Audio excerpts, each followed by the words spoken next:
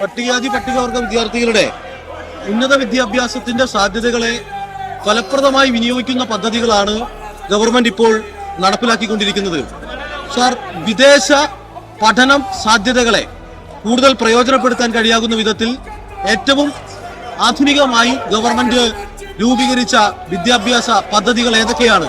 വിദ്യാഭ്യാസ പദ്ധതിക്കാണ് സാർ ഏറ്റവും കൂടുതൽ ഊന്നൽ കൊടുത്തിട്ടുള്ളത്.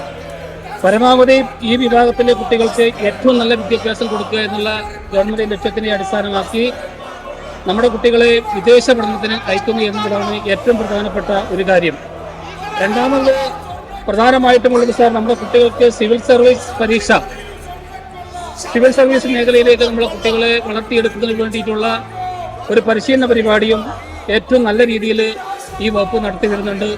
മൂന്നാമത്തെ പ്രധാനപ്പെട്ട കാര്യം, വിവിധ ട്രെയിനിങ് കോഴ്സുകൾ കൊടുക്കുന്നുണ്ട് സാർ. വിവിധ ഈ തൊഴിലധിഷ്ഠിത കോഴ്സുകൾ പഠിപ്പിക്കുന്നതിന് വേണ്ടിയിട്ടുള്ള പരിശീലന പരിപാടികളും വകുപ്പ് നല്ല രീതിയിൽ നടത്തി വരുന്നുണ്ട്. ഇത്തരം പദ്ധതികളൊക്കെ സംയോജിപ്പിച്ചുകൊണ്ടാണ് പട്ടികജാതി പട്ടികവർഗ വിദ്യാർത്ഥികളെ ഉന്നത വിദ്യാഭ്യാസ പദ്ധതിയിലേക്ക് കൈപിടിച്ച് ഉയർത്തുന്നതിന് വേണ്ടിയിട്ട് ഗവൺമെന്റും വകുപ്പും ശ്രമം നടത്തിക്കൊണ്ടിരിക്കുന്നത്.